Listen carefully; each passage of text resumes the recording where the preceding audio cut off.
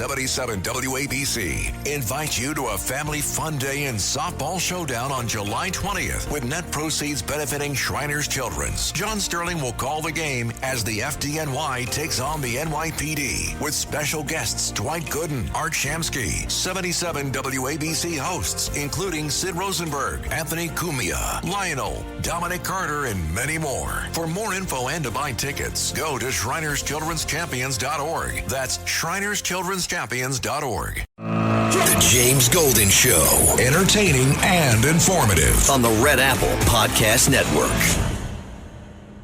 John, good evening. The new details give us an even better picture of this alleged MS-13 gang leader and how he got into the United States. ICE agents picked up Melvin Varela Perez, you see him right there, in Omaha, Nebraska this week, a man described as an MS-13 kingpin who's been on El Salvador's 100 most wanted list since 2016. John, he's wanted for 5 murders. Now, we have his arrest footage obtained by Fox News. Officials say he crossed the border and was released into the continental United States during the Biden administration. Sources tell Fox that Perez was arrested alongside this man, an associate named Escobar Ochoa, who had a notice from Interpol out on him when he entered the United States. That is just a glimpse, my friends, of what the news has in store today. Most of it surrounds immigration, although I must admit, sadly, that the Epstein story still lives. I don't know how much time we're going to spend with that. Anyway, if you want to be part of the program today, this is James Golden. This is Saturday Morning Vibe. Welcome. If you would like to be part of the program today, 800-848-9222 is how you reach us. Princess Di will not be here this week. She's traveling today. But later on today's program, looking forward to catching up with Lizzie Radabali. Looking forward to catching up with America's small caffeinated mom, Rhonda Schrock, and you. Again, telephone number 848-9222. It has been a tumultuous 2 or 3 days. We have yet another judge, another liberal judge in California who has stepped up and decided she wants to be president. They're back to, no matter what the Supreme Court says, deciding that they know better than the Constitution of the United States, better than the President of the United States. They have the power to decide what kind of immigration enforcement should take place. This federal judge, and I'm looking at the Los Angeles Times story, in a searing ruling against the Trump administration, a federal judge yesterday temporarily blocked federal agents from using racial profiling, now who says they were doing that, to carry out indiscriminate immigration arrests that advocates say have terrorized Angelenos. So the Angelenos are being terrorized. The ruling by U.S. District Judge Mami Uwasi Menshaw Frempong, a Biden appointee, was widely hailed by immigrants' rights groups and California Democrats who've been in a pitched battle with the administration over recent sweeps through Southern California. If adhered to, the ruling would stop immigration agents from roving around Home Depots and car washes, stopping brown-skinned, Spanish-speaking day laborers and others to arrest on immigration charges, as they have been doing for the past month. Justice prevailed today, says Gavin Newsom on X. The court's decision puts a temporary stop to federal immigration officials violating people's rights and racial profiling. California stands with the law and the Constitution. I call on the Trump administration to do the same. That is a lie. Gavin Newsom doesn't stand with the Constitution. The Constitution gives the power of immigration to the federal government. This is straight up double talk bull, and I don't almost want to use the word. California has set itself as a nation apart from America. They've decided that it's okay to be illegal. Screw immigration law. Screw the federal government. They made themselves a sanctuary state. We will let not only every illegal immigrant that we can find on the face of the earth flow through California, we'll fund them being here. We'll make sure that we give dollars, the hardworking dollars of American citizens, over to making sure that illegal immigrants have all the health care they need, all the schooling that they need and education, because borders don't matter. Because the law, American law, doesn't matter. California is supreme over the rest of the United States. Now, let me just say a word, and this I really want to try to caution myself to be sensitive. You invade the country with over 20 million people from certain countries in South America and Central America that predominantly send over, since they're using these words, brown-skinned people. Okay? In fact, Democrats used to gloat about this. They called it the browning of America. And they were gleeful. And I remember the articles. I read them throughout my long career of chasing down news stories and dealing with politics. I've read not countless, but many of these stories over the years, how the browning of America was taking place, and the browning of America, the more radical stories were something to the effect of, and pretty soon you white people are going to know what it's like to be in the minority. Because right now, the demographics of America are changing. It's browning. And you white people that rule America right now, your day is coming. And those were the thrust of these stories, how subtly, no matter how subtly it was put in. Okay, the browning of America. Then, when Republicans started taking notice of what was happening demographically, you had all kind of calls. And I'm sure many of you that follow politics will remember this. Well, you guys better start diversifying your tent. You guys better get a big tent because the country's turning brown and you're going to be left out of political power unless you do outreach to the minority. Outreach. You have to do outreach. And all that took place. Then, when Republicans started actually talking about this, it was, oh no, the Republicans are racist because they're talking about the great replacement theory, the theory that their political power is going to be replaced. Well, Democrats have been talking about this forever, ever since the illegal immigration started in mass. Let me just say one other thing. Before I move to, we got to take a break fairly soon. But the recent crop of now what could be anywhere between 20 and 30 million illegal immigrants. Remember, during the Biden presidency, 11 million plus illegal immigrants moved into the United States, many of those millions unvetted. But before that, there was a massive amount of illegal immigrants who were given what? Amnesty. Amnesty because Ronald Reagan signed a deal with Democrats, and I'm paraphrasing the deal. Basically, it's a little more complex than this. They said, okay, in exchange for this, you say you just give an amnesty, and then this was a Ted Kennedy deal, and then we're going to get really strict about the borders after that. We're going to be really strict about illegal immigration and just give the ones here amnesty. And they did. So we already had a wave of illegal immigrants who were made legal thanks to this deal that Reagan made. And guess what the Democrats did?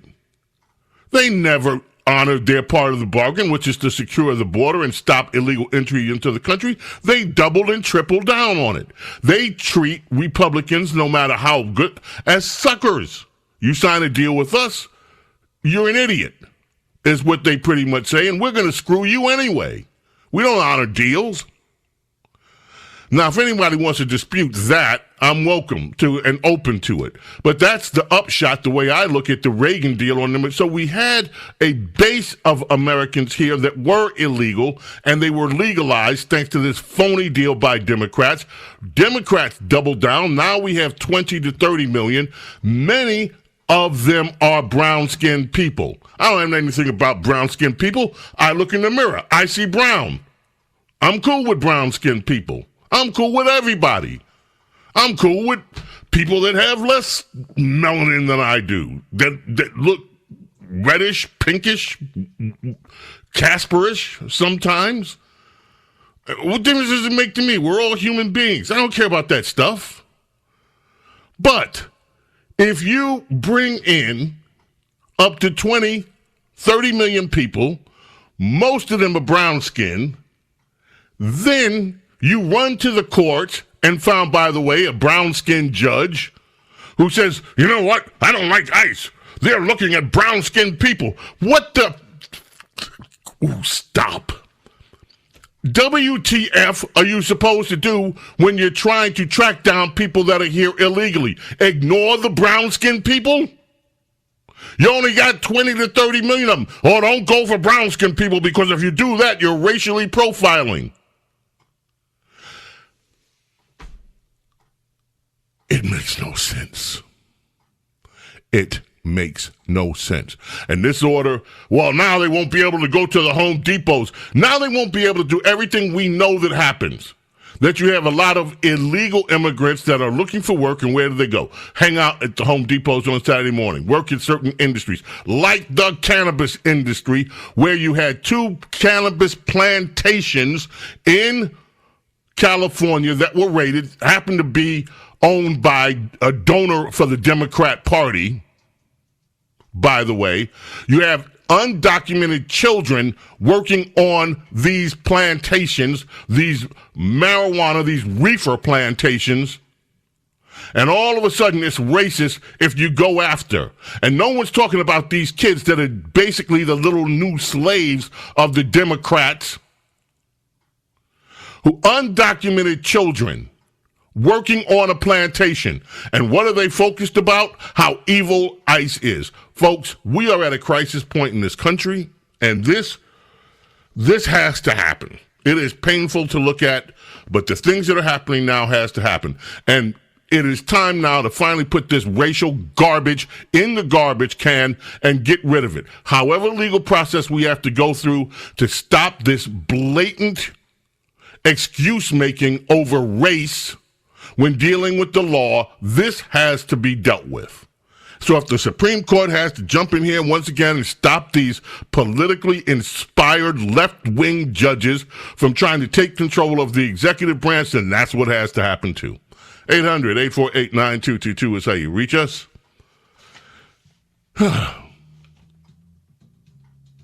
Elias, this sounds like Michael.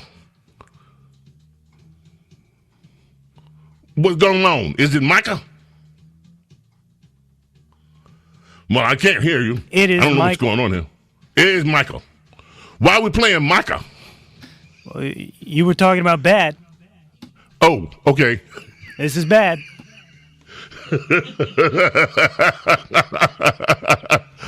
James Golden, Snerdley. Keep it right here. Don't go away. Saturday Morning Vibe. The James Golden Show on the Red Apple Podcast Network.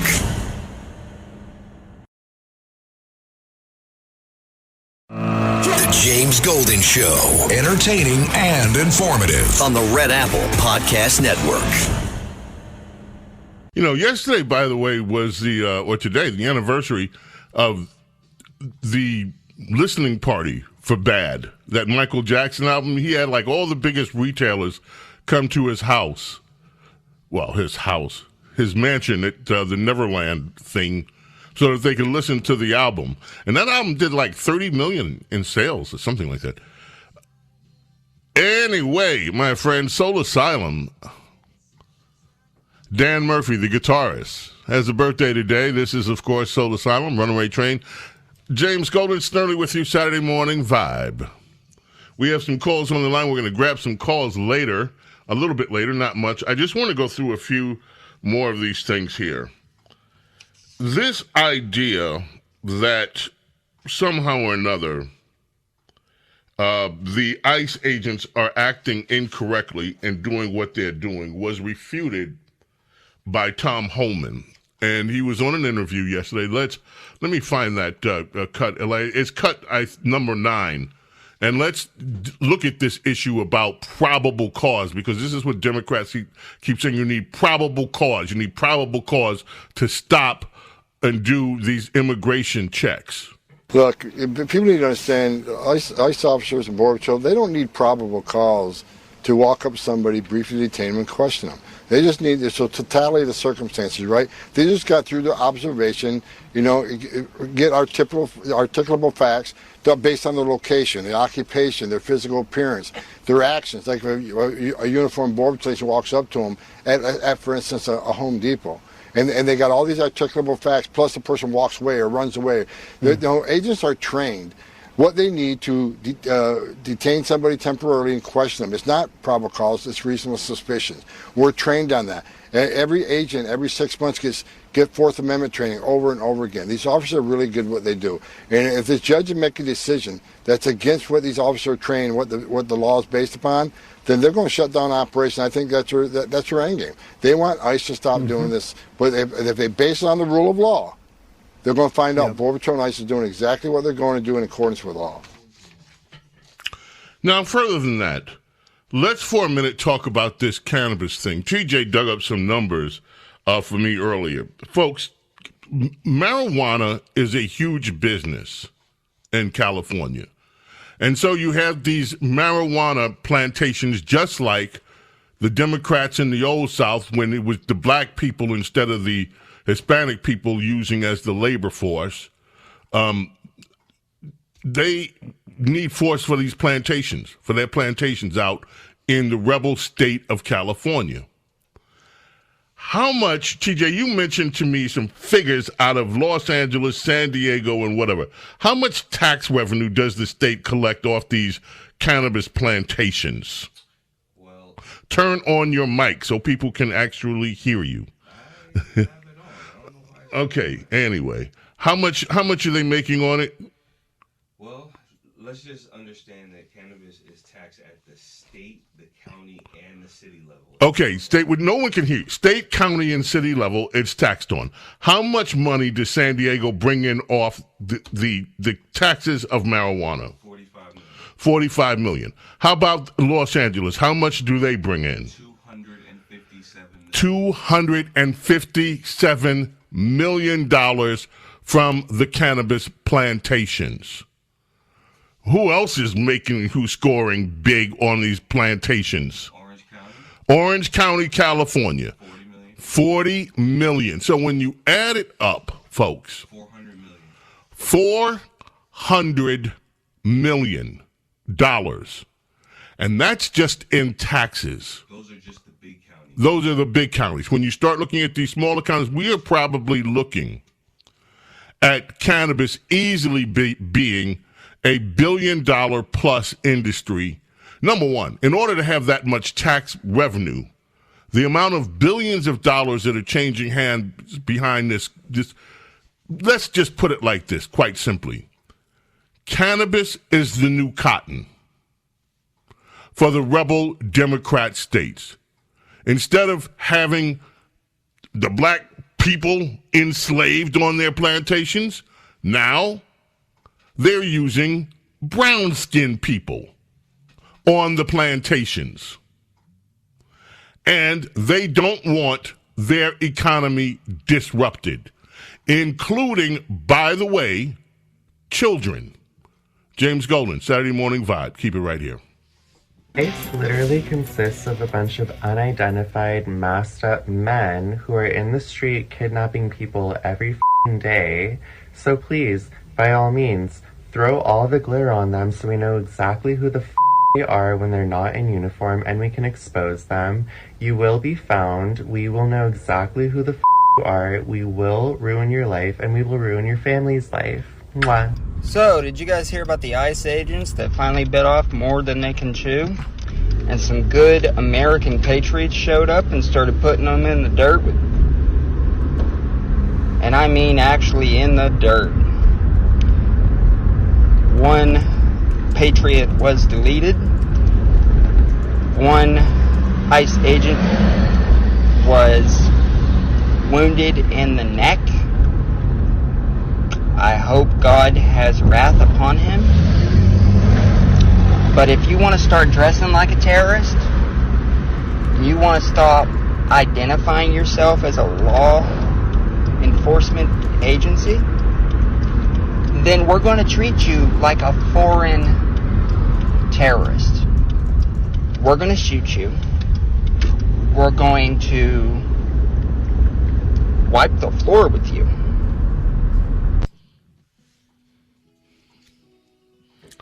That is what the Democrat Party has been encouraging, my friends. This absolute hatred. They call it resistance. And it is being fomented at the highest circles in the Democrat Party of ICE agents. These are the people who went on and on and on about insurrections.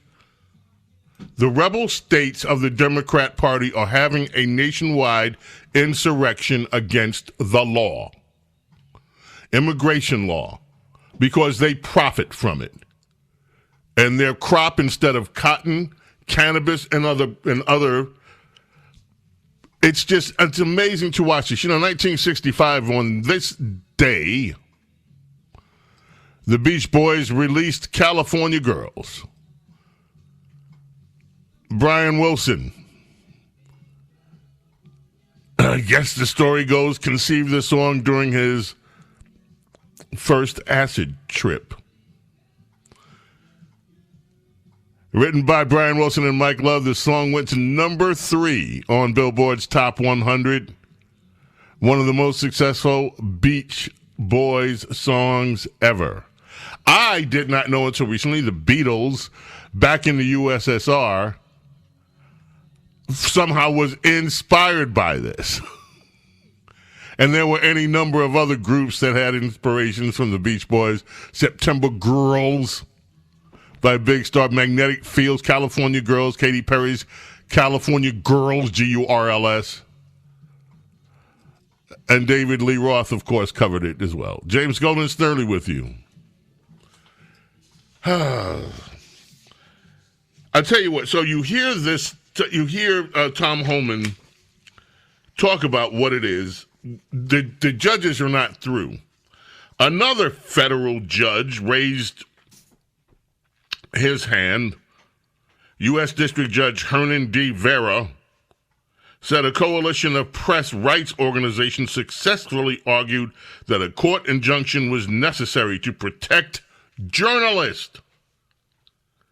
This judge has now ordered the Los Angeles Police Department from using less than lethal munitions and other crowd control tools such as chemical irritants and flash bang grenades against journalists who are not posing a threat of imminent harm. So if there's a riot situation going on, now you have to, I guess, stop trying to control the crowd and make sure that that there are not journalists inside the crowd, because if you don't, then this judge and other liberals say, well, you are violating the court order.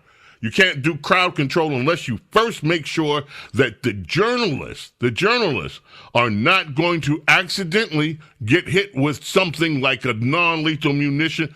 I tell you, these liberals and their judges are doing everything in the world that they can do, exercising their power to interfere with the proper administration of justice. Now, I'm not one of those reactionaries who, you see this all the time on social media. You got to impeach these judges. Look, the Supreme Court eventually is going to have to step in on a lot of this stuff, and it is going to have to become clear that California does not rule the nation. They think they do. Stephen Miller has had a lot to say about this. Some of these cuts are a little long, but I want you to hear this because this is really an important aspect of what is happening here with Democrats and their cannabis plantations. Cut 1, Stephen Miller. Well, first of all, the president has been clear and consistent in saying that he's going to fight labor trafficking and child trafficking. And this marijuana plantation is a clear-cut example of labor trafficking and child trafficking, which are heinous crimes. Additionally, I don't know of anybody except the governor of California who would argue that a marijuana plantation is an essential component of America's food supply chain. And everywhere you look in California, you see industrial child exploitation on a massive scale, an industrial scale. There are likely hundreds of thousands of children in California who are being exploited for their labor or sexually exploited as part of sex trafficking. This administration is liberating these children and helping reunify them with their parents back in their home country. What the Biden administration did with respect to child trafficking is one of the great crimes in human history. Over 500,000 children were illegally trafficked into the country under the previous administration. When we've gone and looked for these children, Martha, the addresses that the U.S. government provided, in other words, the records that the government kept under Joe Biden, are all fake. Nobody ever checked if the addresses were real. Nobody ever checked if the sponsors were real. Nobody ever checked if they were really even relatives or parents or relations or safe. We recently recovered a young illegal alien, for example, who had been raped repeatedly by the adult male that the Biden administration handed to her. She was under constant video surveillance and was coached exactly what to say if an officer ever knocked on her door so that she would never be rescued. We have example after example. We go to homes, 13, 14, 15-year-old children who are raped on a daily basis because the Biden administration, because the Democrat Party chose to traffic them into this country. So we will be unrelenting in our effort to free these kids. Yeah, this is a huge story, and the Biden administration tried to push them out of these holding facilities at the border and into the arms of people who were picking them up. There were some cases where one person picked up 150 children. So I doubt very much that was their uncle. Were not all their children. Yeah. And that wasn't the worst one, by the way, the one that Martha McCount mentions where one person's picking up 100 children. There was another incident that I read about where there were over 300 kids of these undocumented in the hands of one person. And no, this was all during the Biden administration. This open border let them in, and I kept saying at the time that the United States did not have the capacity to let in people at this rate and do a proper vetting. There was no governmental infrastructure put in place to do it. This whole asylum program is a sham. It's a scam because we never had the infrastructure as a country to properly vet any of these people that were going on. Now, Stephen Miller continued. I don't know whether this is the same interview with Martha McCallum, but listen to what he says about the Los Angeles Democrats. That's cut 2, and just put that in there. It'll be interesting to see if the cartels are involved in any of this protest action. We don't know that yet. But I want to play this from Karen Bass, the Los Angeles mayor, who is discussing offering cash assistance from the state to migrants who are impacted by these raids. Here's what she just said a short time ago. We also are going to have a reinstitution of the Angelino card, something that Mayor Garcetti started during COVID, that will actually provide cash assistance to people. Because, you have people who don't want to leave their homes, who are not going to work, and they are in need of cash. Stephen, your reaction to that suggestion? It is a crime to furnish money to criminal aliens to facilitate their evasion of federal law enforcement officers. You have illegal aliens, for example, who've been ordered removed by an immigration judge, who've received, frankly, an obscene amount of process over a period of years, more than any American citizen ever gets, that are defying that removal order, that are hiding out from ICE, and then you have the mayor of Los Angeles paying them to evade law enforcement. That's a crime. And again, another example of how the city government of Los Angeles is waging a campaign of insurrection against the federal government. Let's be very clear. What would Los Angeles look like without illegal aliens? Here's what it would look like. You would be able to see a doctor in the emergency room right away, no wait time, no problem. Your kids would go to a public school that had more money than they know what to do with. Classrooms would be half the size. Students who had special needs would get all the attention that they needed. There would be no violent transnational gangs. There would be no cartels. There would be no Mexican mafia. There would be no Serenos. There would be no MS-13. There would be no TDA. You would be living in a city that would be safe, that would be clean. There would be no fentanyl. There would be no drug dens. That could be the future Los Angeles could have, but the leaders in Los Angeles have formed an alliance with the cartels and the criminal aliens. All right, Stephen Miller from the White House, thank you very much. Once again, we just want to make this point. Now, that is an important these point, kinds of folks, operations were not met with violence. What is happening with the Democrats is that they have formed an alliance with the cartels. Cut 3. He goes on further to explain this, I believe. Let's check it out. By the way, do you know why so many of these unaccompanied alien minors are being put to work in slave wages and slave conditions all across California? To pay off their cartel debts. The Democrat Party is funneling these profits from rape, profits from exploitation, and yes, profits from murder, into the hands of the cartels that control the north of Mexico, that assassinate politicians, that assassinate judges, that assassinate women and children, and that smuggle fentanyl into our country. Cartels are waging war against America, and their allies are the Democrat Party. And their allies are the Democrat politicians that are incentivizing these migrant mobs to try to murder our ICE officers in cold blood. I never thought we would ever see the day when Democrat politicians would use language and use rhetoric that would encourage illegal aliens and radical left nonprofits to try to murder ICE officers. But that's where we are right now. And what we are seeing done to this country is the mass theft of wages from the middle class to the migrant mobs, and that has to stop. Now, you know, Donald Trump yesterday on Truth Social issued a statement, and that statement had to do with exactly what took place on these at the raids of the most recent raids. You have these protesters, of course, out in the street, but you also had video.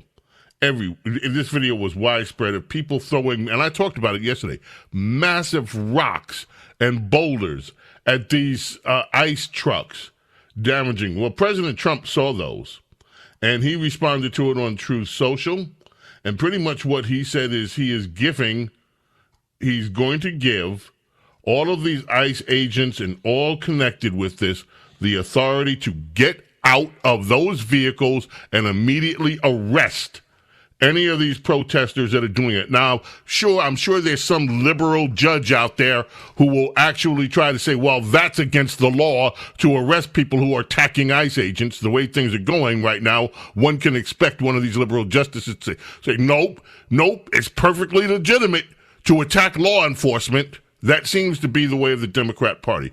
We will see. All right, we're going to take some calls when we get back. James Golden, Snerdley, we'll grab a few calls when we get back. And coming up a little bit later, Lizzie Radabali is going to join us, America's Small Caffeinated Mom, on the show a little bit later today. Your calls at 800-848-9222. Who is this, Mike? Bryan Adams. Yes, and why are we playing Bryan Adams, Elias? He went #1 in the UK singles chart with I Do It For You. Nice. Thank you. James Golden, Snerdley, Saturday Morning Vibe. Keep it right here. Do not go away. The James Golden Show on the Red Apple Podcast Network.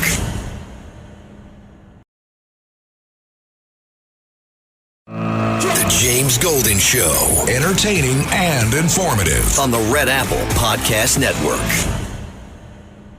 Officials inside the White House are very frustrated because they feel like this news cycle is only getting worse for them. It is not from people that they can easily dismiss or say it's the media or Democrats. It is their own base that is so furious and so angry over how they've handled this. And the question is how they get out of it. And it could result in the departure of the deputy FBI director over this. And y'all need to stop calling people lazy because they don't want to get a job. People are just tired of being slaves. When I go on Indeed, you know what I see? Plantations. Ain't nobody finna be doing all that work for that little bit of money they be trying to give people. And it does not take a full hour to make $20. Yes, my friend, some of the things in the news, the new work requirements have Americans of the liberal persuasion highly upset. That first bite you heard was Caitlin Collins. She was on with Wolf Blitzer on the formerly Clinton News Network, now the Cuckoo News Network. Anyway, talking about the Epstein thing. It has blown up. Supposedly yesterday, I was listening, all these stories were flying by about how Bongino's going to quit. Bongino didn't show up to work. Kash Patel might quit. Later on, there was a statement, Kash Patel, I'm not quitting. Pam Bondi is taking a lot of heat. Tucker Carlson raised one of the most interesting questions, and I will have to find it, and we'll get into that maybe next hour. Meanwhile, we promised phone calls. Curtis Mayfield, by the way, brings us back. Anniversary tomorrow of, I believe, that injury that he had, that horrible injury, 1990. A gust of wind blew a lightning rig on him. He was performing in Brooklyn, New York, and he was left paralyzed as a result of that for the rest of his life. Still made it, even though he was a quadriplegic, still made music. Curtis Mayfield, just one of the great artists of our times. James Golden, Snerdley with you. Let's head to the telephones right now. Let's catch up with Greg calling in from New Jersey. Greg, how are you this morning? Good, Bo. Thanks for taking my call. You know, there's a lot of different ways of splitting us up as individuals, but it really boils down to two types of people in this country: people who love this country and people who hate this country. People who want to see it succeed and participate in the economy, and there are people who want to see its demise and don't want to participate in the economy. You know, now, I'm one of the people who love this country, and I'm sick of footing the bill for these dirtbags who don't love this country. You haven't been here long enough to understand what this country is about. Keep your mouth shut. If you don't like it, get out. You came here from someplace else because you didn't like it over there. You're going to come here and tell me that I'm screwed up and my laws are screwed up? No, you're screwed up. I hope there's at least one of you dirtbags listening. Okay. Hold on. I try not to do the whole thing. People are dirtbags. People are this. People are that. You know why? People have different points of view. And that is legitimate. It is also legitimate what you're saying about you work hard and you don't want to see your money going to. But look, all of us do not think alike.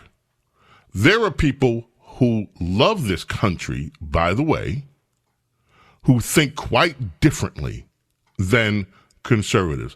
There are people who believe, because their frame of reference is that they are acting out of love for country when they are engaging in behaviors that we find absolutely repulsive. Like some of these people that think that they are actually going to a higher moral calling when they say that there should not be a prosecution, they would use the word persecution, of illegal immigration. They believe that human compassion compels them to place the need of people above a law of the United States. This is what they believe. And they believe they also love the country by doing it, that the country would be a better place if we do it. I'm not going to, and I think we should be very careful how we keep judging people, calling people dirtbags, calling people this, that, and the other. There are people in the world, and I'm not saying, Larry, that there are not. There are people in this world who are truly evil. There are people in this world who have no intention to do good. They have intention to profit off other people's misery. That is true. There are also people in this world who have very different points of view than many of us do politically, that are on the conservative side, that lean more toward conservatism. They have very different worldview. Some of it has been indoctrinated from school. Doesn't mean that they're evil people. doesn't mean that they're dirtbags. Doesn't mean any of that. It means they have a different point of view. And one of the things that we should try to do, if we are so convinced that we are right, is to persuade people, to have conversations with people. And you cannot persuade people if you're busy calling them all kind of dirtbags, all kind of heinous names that they would find offensive, the same way that we react when people try to talk with us and call us all kind of horrible names like racist, bigot, and all that for holding the views that we have. It is time to lower the rhetoric on some of this stuff. It's time to stop being as judgmental as we are in some cases. I'm not ever saying we shouldn't call out evil for evil. What is happening, for instance, on these Democrat Party plantations, these cannabis plantations, using children in your labor force that are here undocumented. What is happening with the sex trafficking of thousands upon thousands of children. And the Democrat Party cannot seem to call itself to enough of an attention to address it. We got to call that stuff out. But we also need to be conscious of our own use of words. James Golden, our number uno in the can. Our number duo on the way here. Don't go away. The James Golden Show on the Red Apple Podcast Network. The James Golden Show, entertaining and informative on the Red Apple Podcast Network. Welcome, my friends. Our number duo underway. Saturday Morning Vibe. Telephone number is 800-848-9222. I was laughing and chuckling to myself during the break when I was looking over some stories that Lizzie sent me. Ladies and gentlemen, it's hysterical stuff. She is Red Apple Media's Supremo News Anchorette. She is the voice of her generation. She is the advocate for working men and women of Generation X, Generation Z, Generation, I don't know who they are, the younger, some of the youngest of the young. She's all of that. And she's recently engaged. Our very own Lizzie Radabali is here. Good morning, Lizzie. Good morning, Bo. Gen Alpha is the generation below me, by the way. Below me. No, that's kind of that was a Freudian slip there, but they're the generation younger than me. Gen Alpha below me. That's Gen Alpha. Gen Zers, though, they're still kind of in the purview culturally. They still are enemy number one. Enemy number one. Oh, Lizzie, this has to be one of the best billboards ever of all time. Oh my goodness, yes. This is one of the best billboards of all time, and it's in Cleveland, Ohio. Lizzie, what is the billboard and what's the story behind it? Okay, well, this billboard comes from a real estate agent, a businessman named John Williams. He's a local to the Cleveland area. And in big letters, he says, "Yes, I buy crack houses." And so this has been a huge issue. This has been, of course... Yeah, of course. You put crack houses up in bold font on a billboard. Of course, people are going to feel a certain way. Neighbors and locals are a little bit, they're not sure about this marketing. So John Williams, like I said, he's the guy who's advertising these. He says, "Yes, I buy crack houses," and that's it. And then he puts his information, his social medias, his phone number, and a picture of himself. And, he's got a big smile. He's pretty happy about this mission of buying crack houses, I do have to say. A big, wide grin. And so apparently the Cleveland City Council president is not too happy with this. He actually says that this is a mockery of locals. And He says, what are you doing here? Now, Bo, I think you'll really like this part of the story. The city council president, he actually decided to make this an issue of race. He went in to say that, he made this a racial issue by saying that this guy, he's coming into predominantly poor and African-American communities, and he's sending a very demeaning message. And what is John Williams? And, that's... Wait a minute. Stop. Hold it, stop. Stop, wait. Let me see if I get this, Lizzie.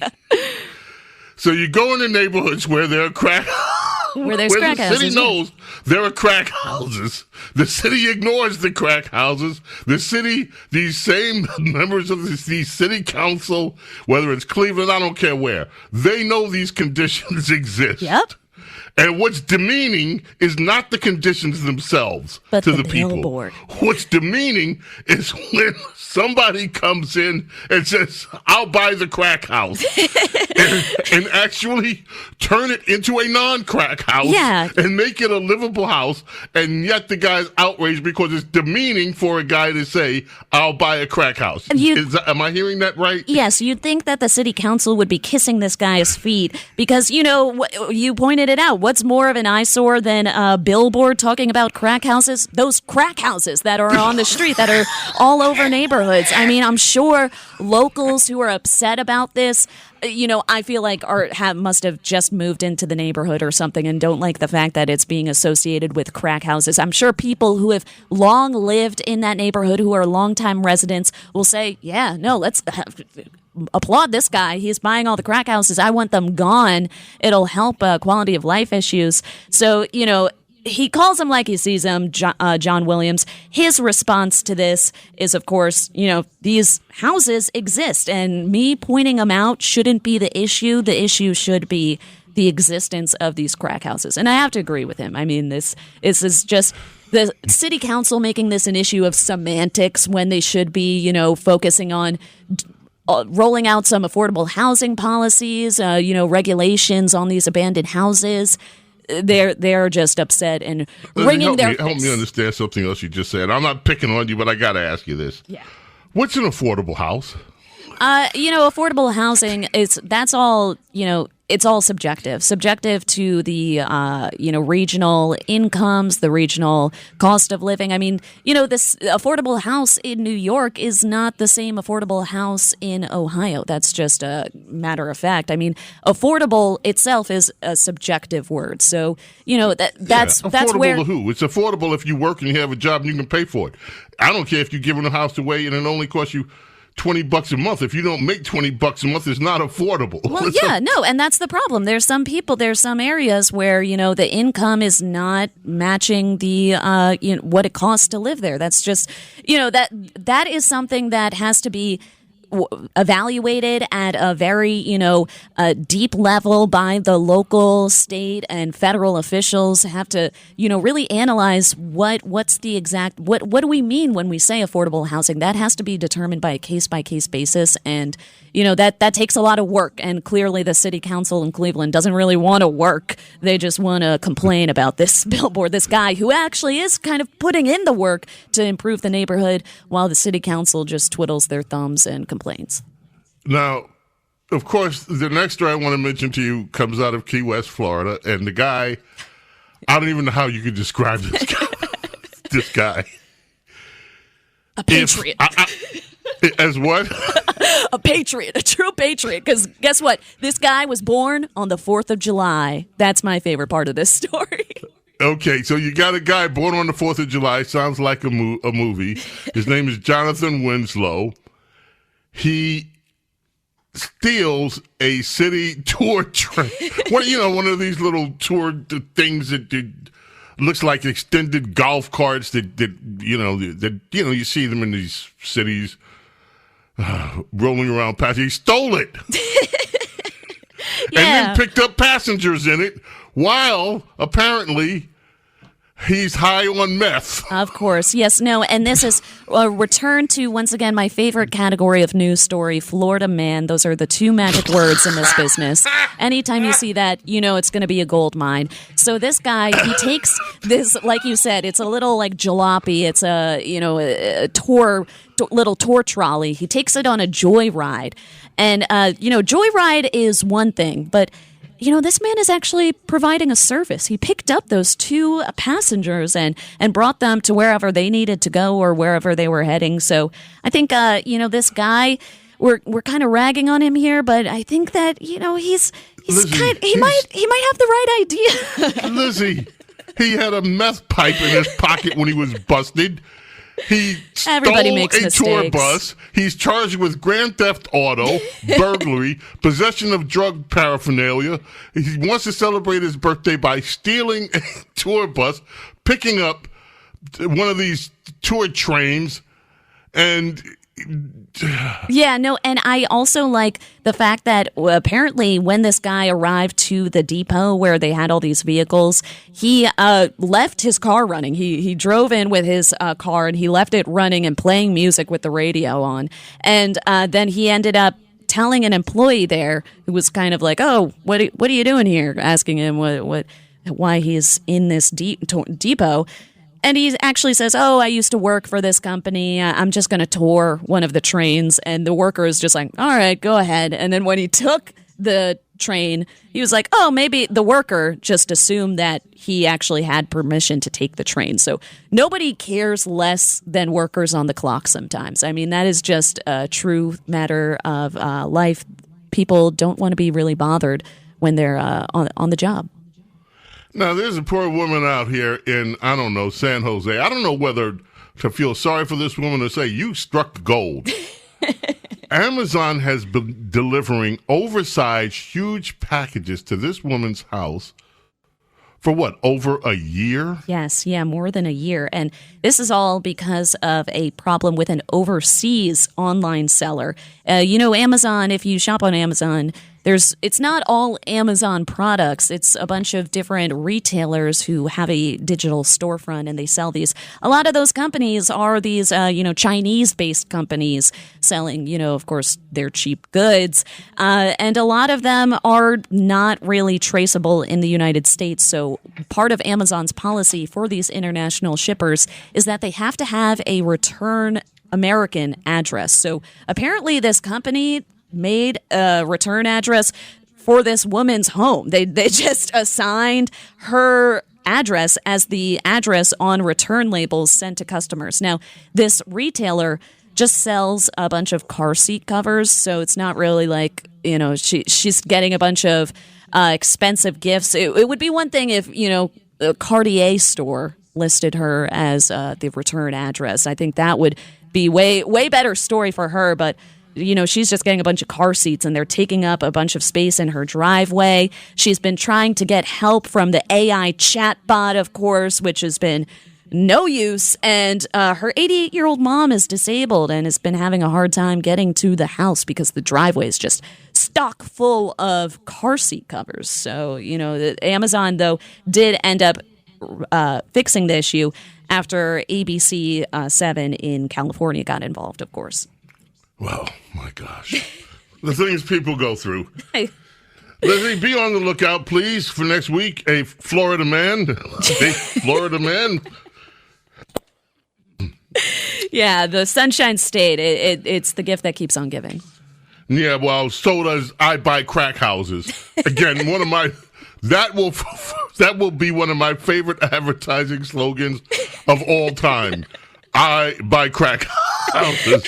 You racist! You racist! Classic.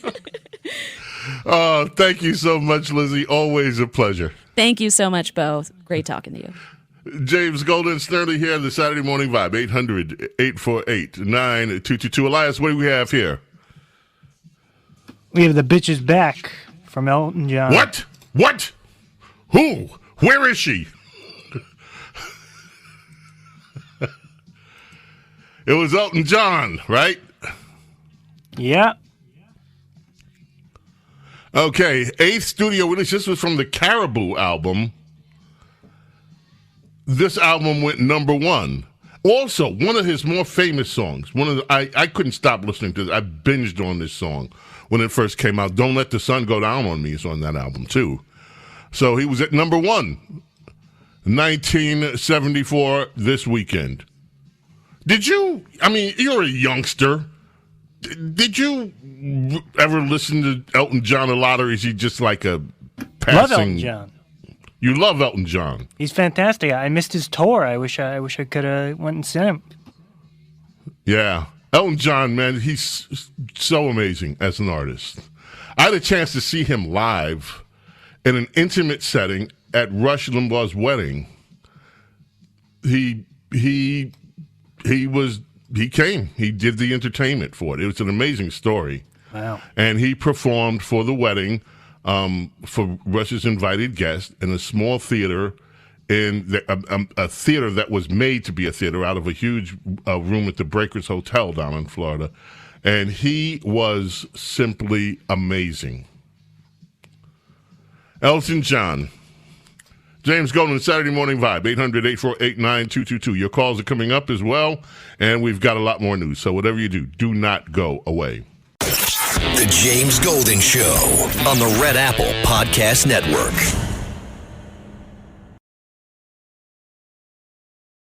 The James Golden Show, entertaining and informative on the Red Apple Podcast Network.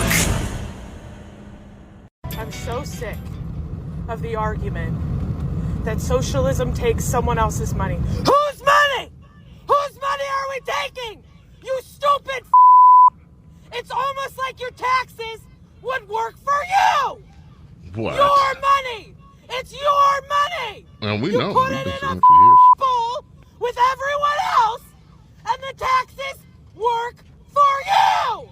They don't go into billionaires' pockets. Why is she Currently, shouting? our taxes don't work for us. They go into someone else's pocket. And then the people that have money that should be putting in taxes don't. You one-cell mother. Think. Go back to high school before they take away our education. And redo your class.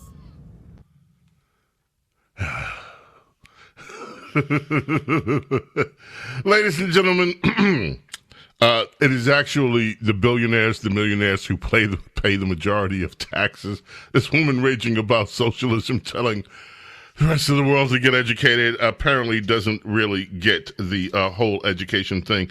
Another story in the news today, Planned Parenthood, this is an opinion piece in The Hill today, Planned Parenthood stands to lose a huge portion of its federal funding under President Trump's big, beautiful bill, which could result in the closure of up to 200 clinics.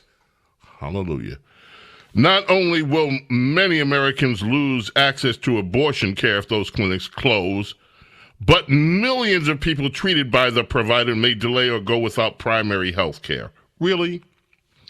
It's going to be pretty devastating if it happens, says Nisha Verma, Senior Advisor of Reproductive Health Policy and Advocacy at the American College of Obstetricians and Gynecologists. The healthcare system is already struggling to take care of patients. Well, I thought Obamacare was supposed to fix all that, number one. And by the way, lower the cost line on health services. A provision in the massive policy and spending package signed on July 4th bans health care providers who perform abortions and receive more than 800 G's in federal reimbursements from getting Medicaid funding for 1 year. Good. Planned Parenthood sued. Here's my question in all this. They're going on and on and on. How people are going to lose. Planned Parenthood. Oh, if they close the clinics out. Liberals spend billions of dollars a year in advocacy. Somebody is funding all these protests.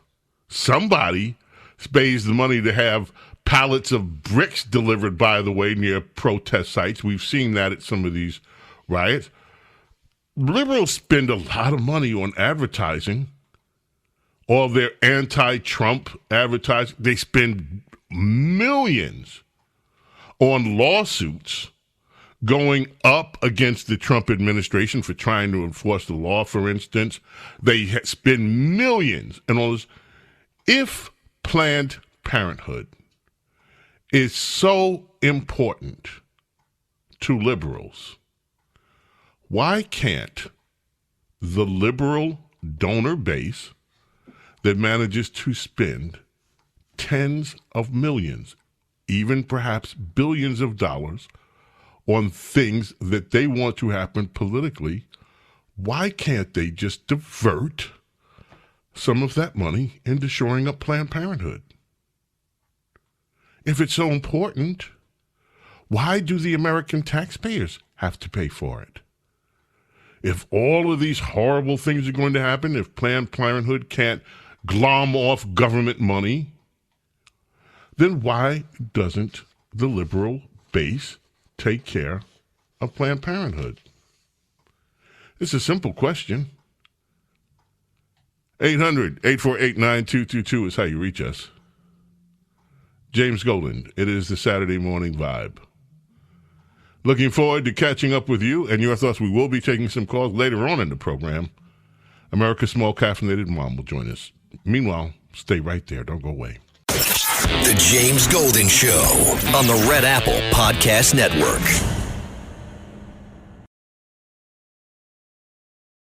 The James Golden Show. Entertaining and informative on the Red Apple Podcast Network.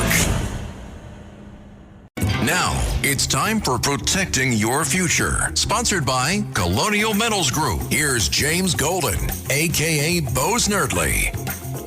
Yes, my friends, protecting your future this morning. Let's take a look across the spectrum financially. Again, I always remind you during these segments, I am not a financial advisor. Don't ever claim to be. Seek help financially if you need it from a financial professional.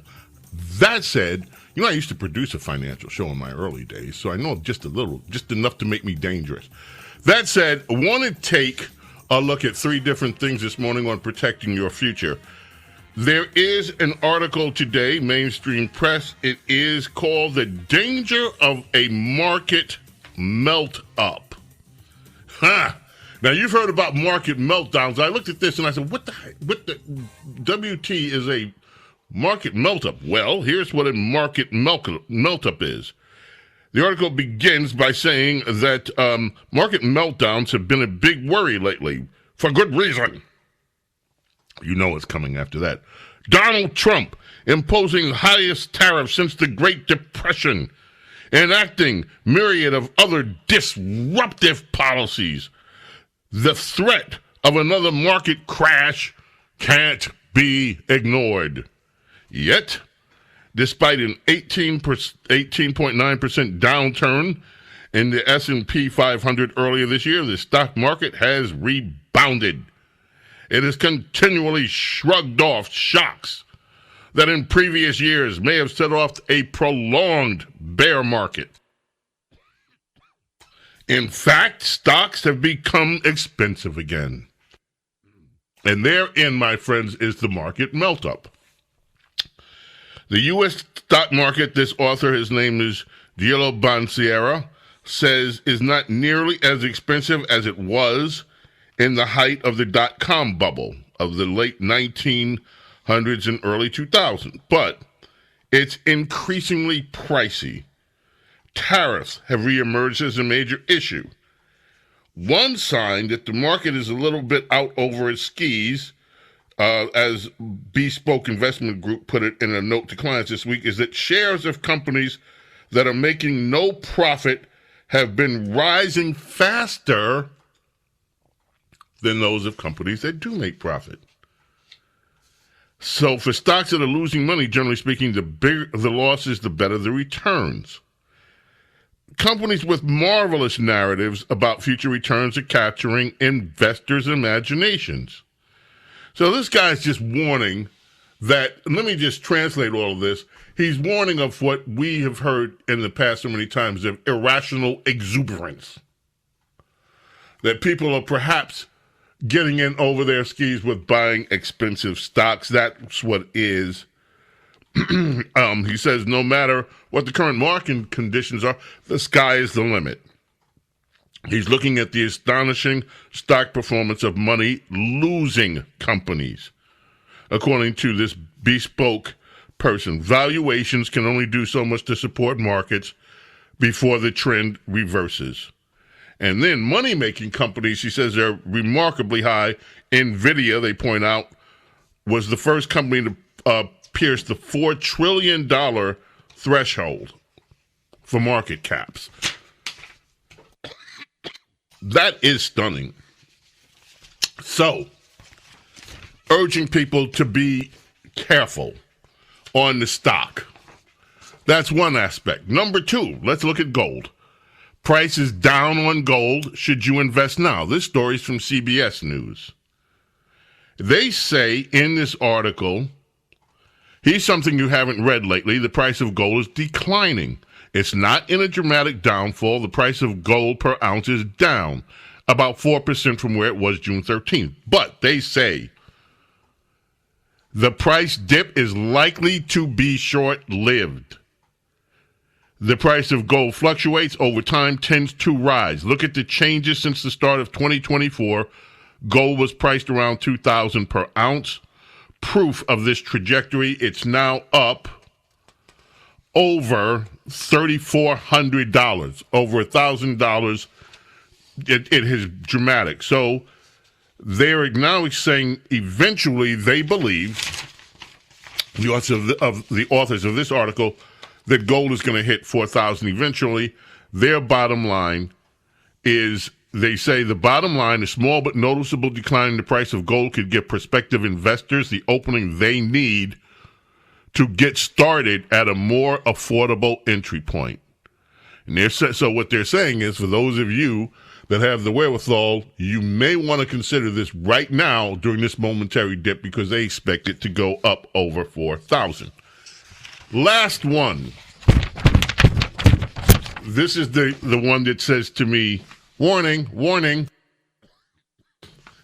And I only say warning to say you should understand it. If you don't understand this, then my humble advice, and again, I'm not a financial advisor, but I would say I would want to understand it before I did it. And that's Bitcoin price is at an all-time high. What's behind crypto's record-breaking rally and how high could it go? The price of Bitcoin hit a new all-time high. It's above $118,000 for the first time in history. The rally comes despite global economic and geopolitical uncertainty, leading to speculation that investors are increasingly viewing the world's most valuable cryptocurrency as a safe haven asset like gold. So, you can find that article. It is, if you search a guy by the name of Anthony Cuthbertson, Cuthbertson, and you can look at the analysis there. I would just caution anybody. I talked to a friend of mine this week who is, older person, a little bit older, and she's delving into Bitcoin. And the more I asked about it, I was like, do you really understand what you're doing here? In terms of how you convert it to cash, in terms of how you do this, and let me just say that there's a lot of education that one needs, I think, if one is going to be a successful investor, not just short-term, but long-term. Now, there are people who spend their lives in this whole world of crypto, and they understand it backward and forward. And I would just suggest, before you delve into this area, you get an understanding of how all this stuff works. There are so many coins out here. There's so many different venues out here. There are people that have made fortunes. There are people who have lost fortunes. So that's the way it goes. And it doesn't change.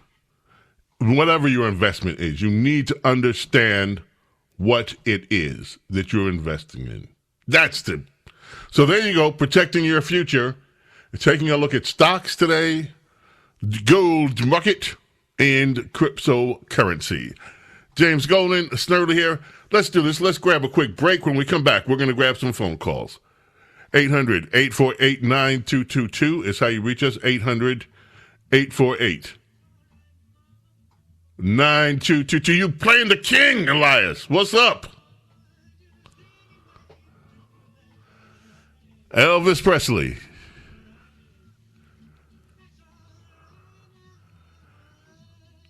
You know what's up with Elvis Presley? I'll tell you. This is the anniversary of him quitting his job, his JOB, and signing a recording contract with Sun Records. The year was 1954. On this day, Elvis Presley gave notice at his day job at the Crown Electric Company, signed on with Sam Phillips of Sun Records. And originally, he was signed to just make demo songs meant for other artists. But soon they realized, Elvis is the real deal. And from that, he became Elvis Presley, the king of rock and roll. James Golden, Snerdley. Keep it right here. 800-848-9222. Don't go away. I don't want to hear another white person say the word illegal for the rest of my goddamn life. We are living on stolen land.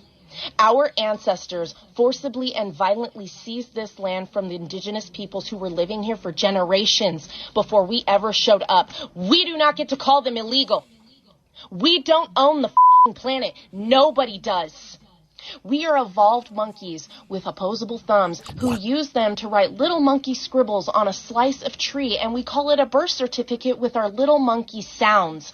All of it is made up. None of it is real, and it doesn't matter, and it's certainly not a valid reason to rip a terrified, screaming child away from his weeping mother. And I am tired of being made to feel like I'm crazy for being angry about this.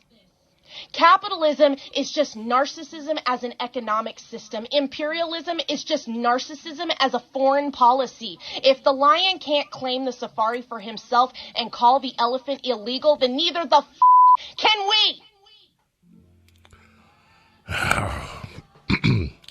Yes, my friends, liberals are exorcised over America actually enforcing the law. And Elias, by the way, this young talker over there believes that you better never, ever use the word illegal again. Ever. Yes, you. I solemnly swear. Okay. Yeah. Number one, 1962, was Ray Charles. I Can't Stop Loving You. Don Gibson wrote it. It's a country ballad. It was from his Modern Sounds in Country and Western Music album, long before Beyonce went country. Ray Charles had already done it. This doesn't even sound like a country, what I think of country. This does not sound like a country song to me, because I've heard it, I guess, all my life. But I guess back then this was part of the country album.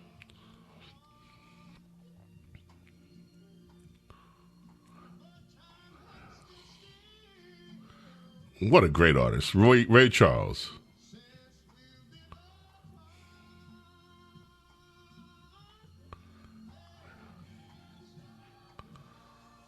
Ray Charles, I Can't Stop Loving You. Number one, 1962. James Golden, Snerdley here with you, Saturday Morning Vibe. Let's head to the telephones. Eddie has been waiting. Eddie, how are you in Staten Island of New York? How you doing? Good morning, brother. How you feeling?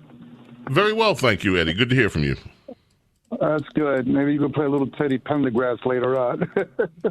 I miss that guy so much. Anyway, go ahead. Go ahead. No. Go ahead. You're calling for what? I'm calling to address the young voters who supported Mandani. And it seems like Mandani now, as more and more information is coming out about him, he's losing support everywhere. The Spanish community is talking about this. I was offended that I saw him in the Puerto Rican parade. I saw Curtis at the Staten Island parade, and he came. I yelled at him. He came over. He shook my hand, gave me his card, and I'm not sure who I'm going to vote for, whether it's Mayor Adams or Curtis, but I think things are going to work out. With this Mandani guy, the young people who voted for him need to understand. A lot of them were paid to go and support. They were rallied to do that. But now the pendulum is swinging the other way. Understand this. The Mario boat lift happened in 1980 when 125,000 people left communist Cuba. And Fidel Castro took that time to empty the prisons and send them to the U.S. Here's the warning. When you take it for granted, your freedoms and liberties, you wind up with a life of dependency, and whatever the government chooses to give you, with self-reliance, there is no limit to what you can achieve in your life, especially if you apply yourself. This country has evolved in many different ways. Don't forget, black people didn't get the right to vote until 1965. That means half of my family who are black couldn't vote while the other half could. We worked it out. We came through a lot, and this is why I'm so up on American society, because we're so free that the talent that enabled us to develop in writing and singing, the creativity that came up with all of these inventions has put America as number one across this country. And I'm Eddie, let me just say a few things about what you're saying in the interest of time. I always love hearing from you and your perspective. Number one, America is a young nation when you look at the world. You go back and you look at some of the nations that are still consequential to shaping the world stage. Every nation is consequential, but some that have a lot of power have civilizations now that go back, in some cases, thousands of years. That's number one. America, we are approaching 250 years. That's where we are. This is still a young nation, and we still have, God willing, a long way to tread on the impact of ours on Earth. So I think people should feel optimistic. I think that some of the struggles that we're going through now, yes, they are defining. They will define a lot in terms of these future years, future generations of Americans. But this struggle that we are in to find and redefine and keep defining the American dream, we are still a nation in its infant stage, maybe toddler now, but certainly a long way to go. As for Mandani, I wouldn't be too sure that he's not going to win. I think it is going to take the effort of a lot of people. Number one, they've got to, you just said yourself, I'm not sure who I'm going with. I'm not sure whether I'm going with Cuomo. I'm not sure whether I'm going with Adams or Curtis or whoever it is. This race in New York, the people that are sure about Mandani are sure about Mandani. And he is running and for a change, a Democrat is actually saying what he thinks aloud. Instead of hiding behind lies, this guy is openly a communist/socialist in terms of his ideological worldview. That has a lot of appeal on the left. New York City is not a right-of-center city. It is a totally left-of-center city to far left. So despite all these anecdotal things that one might say about this, that, the other, this is a real threat. And I would not take it lightly, and I think that there had better be a coalescing around an individual candidate. You also mentioned very briefly the African-American saga going through, and you said in the course of it, well, don't forget that black people didn't have the right to vote until 1960s. Well, that's not entirely accurate. Right after slavery, black people had the right to vote, and in fact, there were many blacks that were elected even into the United States Senate until the Democrat Party decided that they weren't going to have it. And the Democrat Party formed their militia groups like the Ku Klux Klan and others, and then enacted laws, what became the Jim Crow era, and all of it as we went through history, to make sure that black people could not participate in American society, including one of their heroes, Woodrow Wilson, who stripped black people of the right to exercise freedom as civil servants in the United States.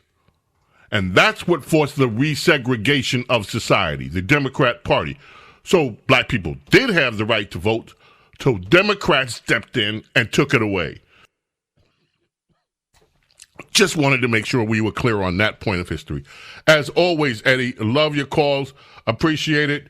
Let's go to Jerry very quickly. Jerry, I don't know where you're calling from. Where are you calling from? I'm calling from South Jersey. How are we today? Just fine, thank you. What is on your mind? Time is dwindling. I just want to get right to your point. Sure thing.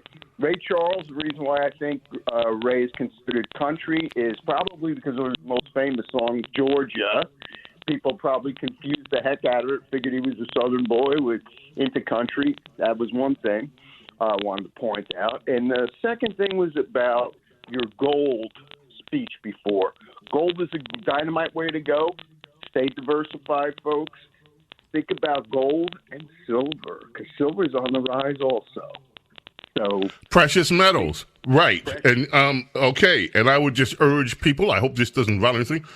Look at my friends at Colonial. Look at whoever you want to look at. I'm not just saying them, but understand what you're doing before you invest. Would be my only caution. Jerry, thank you. Precious metals are something to look at, my friends. Let's see. Our number duo is rapidly coming to a close, my friends. So our number trio, we're going to take more of your phone calls. 800-848-9222. Some of the things that we did not get into. We talked about what's going on the cannabis plantations in California and how Democrats are upset that their new workforce, including unaccompanied minors who are working in the cannabis plantation fields, have been discovered among Democrat donors who own this cannabis company.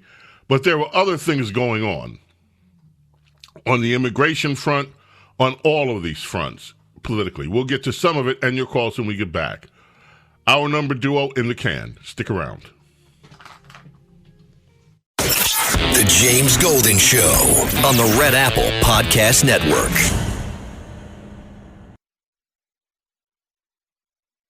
The James Golden Show, entertaining and informative on the Red Apple Podcast Network.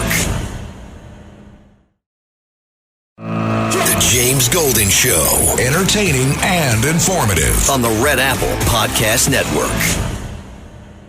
You think about some of the most transformative leaders in our life. You think about some of the most iconic leaders like Dr. King or Havel or Mandela, or people like, Cesar Chavez himself. And at the peak of their influence, they had one thing in common, and that was jail time. It was just kind of interesting. I don't think Gandhi spent a day of his life as prime minister. But all of them had something much more powerful than formal authority. They had something you have in abundance, and that's called moral authority. And we could use a little of that in this country today.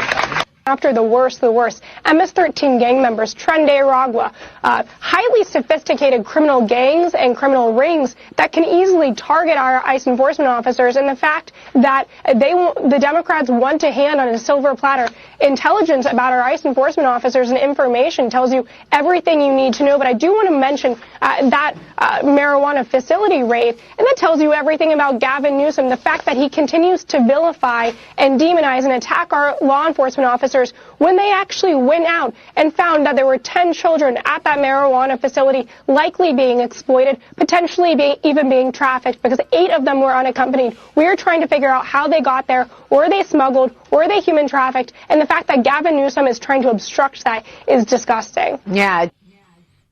Yes, ladies and gentlemen, great Gavin Newsom of California arguing that the position that Democrats are taking is of a higher moral order, equating it to the rights to legally participate in America, for instance, which was what Dr. King was all about, equating that with the lawlessness that California has engaged in for over 30 years, sticking their middle finger up to America and telling Americans that our Constitution doesn't matter, that the belief of American system to make laws protecting American sovereignty and enforcing our borders, which every single nation in this world does to some extent or another, some poorly, some not, but that is immoral. Urging, and by the way, if Democrats want to go to jail, fine with me.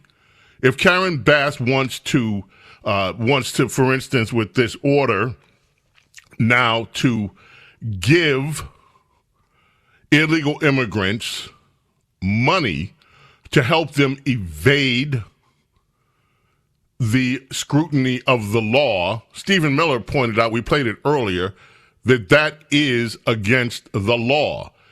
If this is the hill that Democrats want to stake, then I, for one, suggest that it's time for a federal grand jury to start weighing the evidence of what these Democrats are doing in violation of American law. If this is the hill that they want to claim as morality, breaking American law willfully, including the trafficking of children.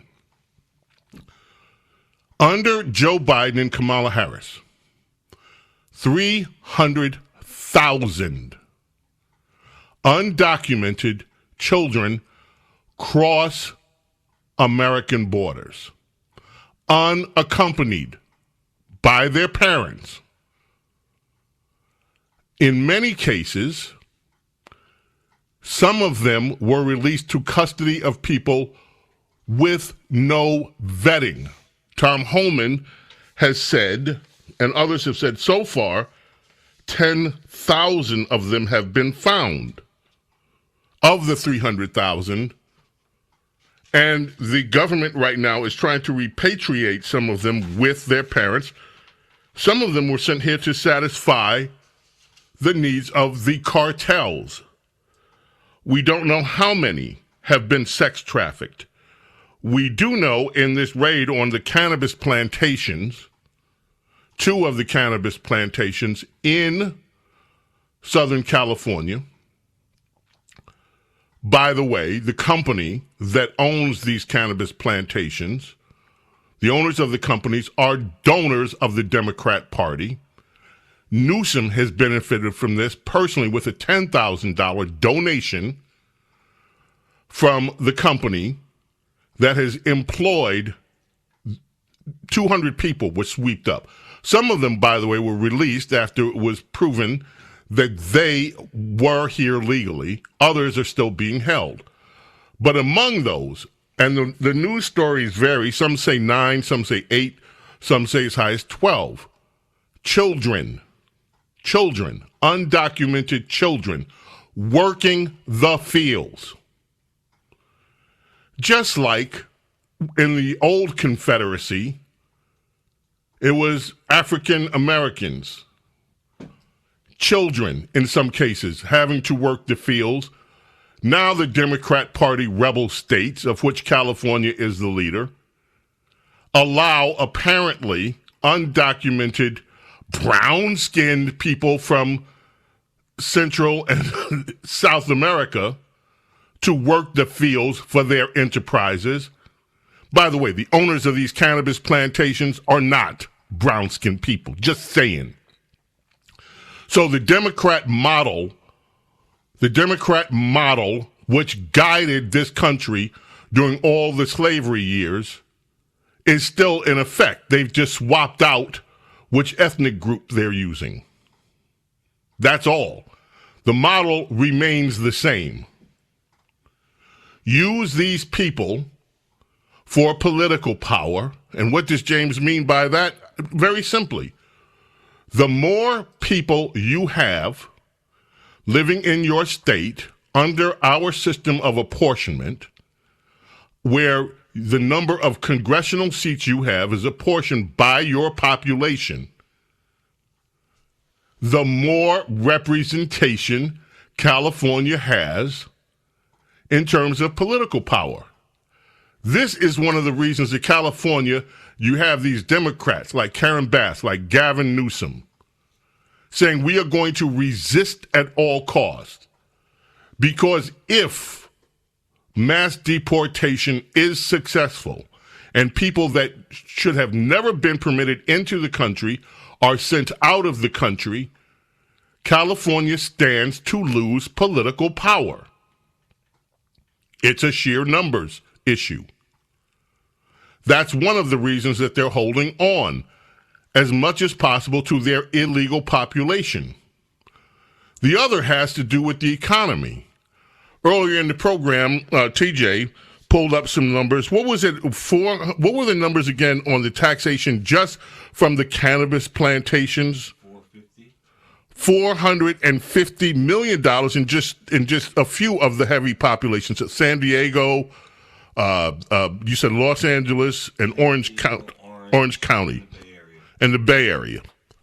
$450 million in state revenues coming from these cannabis plantations.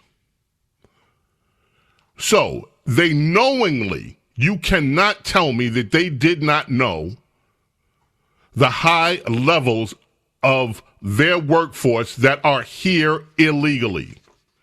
And there are laws prohibiting companies from knowingly hiring illegal immigrants. Now, one of those, Edgar Rodriguez, a U.S. citizen, manages one of these plantations. The left is saying he was handcuffed, thrown to the ground, had his arm twisted behind his back after he asked to see a warrant. That's not the full story. That, by the way, is the way NBC is reporting it. Jamie Alanis Garcia is hospitalized in Ventura County Medical Center, remains in critical condition. His family told NBC Los Angeles he's on life support, using an assisted breathing machine, has catastrophic injuries. He broke his neck, broken skull, and severed artery. The United Farm Workers previously said that Mr. Garcia, an employee of the Glass House Farms plantation, I added that, died after falling some 30 feet. Apparently he's still alive. And they say these violent and cruel federal actions terrorize American communities, disrupt America's food supply chain, threaten lives, and separate families. I'm sorry. The cannabis plantations are not part of food supply, number one. He was not being pursued by law enforcement. He climbed up the roof of a greenhouse and he fell. That is according to Homeland Security Assistant Secretary Tricia McLaughlin. These acts of resistance are being fueled by Democrats like Karen Bass, like Gavin Newsom, and they are having an impact on people. you hear the impact. You hear people all over social media. Cut 21. Elias, this is an example. You may have heard this earlier. One more time. Cut 21. Just hit it. So, did you guys hear about the ICE agents that finally bit off more than they can chew? And some good American patriots showed up and started putting them in the dirt. And I mean actually in the dirt. One patriot was deleted. One ICE agent was wounded in the neck. I hope God has wrath upon him. But if you want to start dressing like a terrorist, and you want to stop identifying yourself as a law enforcement agency, then we're going to treat you like a foreign terrorist. We're going to shoot you. We're going to wipe the floor with you. That's just the end of it. We're going to talk about some more of these people. President Trump did react, by the way, to pictures that emerged from this with people throwing. They're not just rocks, folks. They're like almost like concrete blocks at the windows of the driver's windows, the doors of these, and also the bodies of these vehicles that are involved in here. President Trump issued a statement about that. I'm going to find that statement during the break and talk about it. But it's not just these people from the left, these random people that feel it's okay to voice their hatred and calling for death and horror to federal agents enforcing the law. You have to hear what also some of the elected officials are saying that are fueling this fire. We'll talk about more of that, and your calls coming up, 800-848-9222 when we get back. James Golden, Snerdley with you here.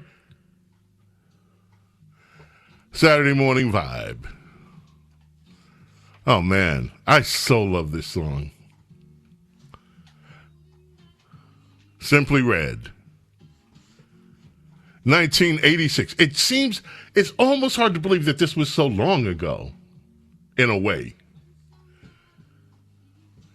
Their first number one single, Simply Red singer Mick Hucknall wrote the song. He was 17 years old, living with his dad. The chorus came years after he wrote the initial basis for the song. Simply Red. On this day in 1986, they were at number one on the United States charts. Holding back the years.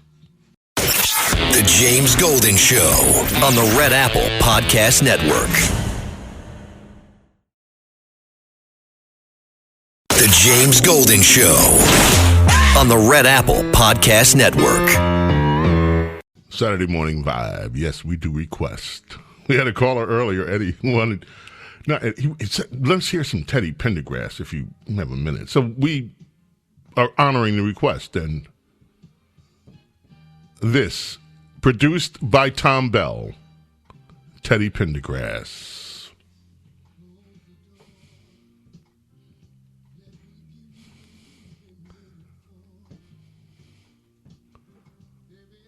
Of course, Teddy had been with Harold Melvin in the Blue Notes.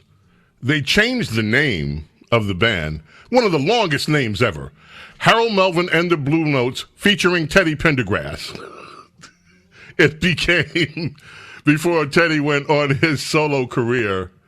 This, of course, from the album Life is a Song Worth Singing. And this one took Teddy to the top. Brilliant orchestrations and arrangements by the one, the only, musical genius of Tom Bell. James Golden, Snerdley. I found that post that Donald Trump issued last night on True Social.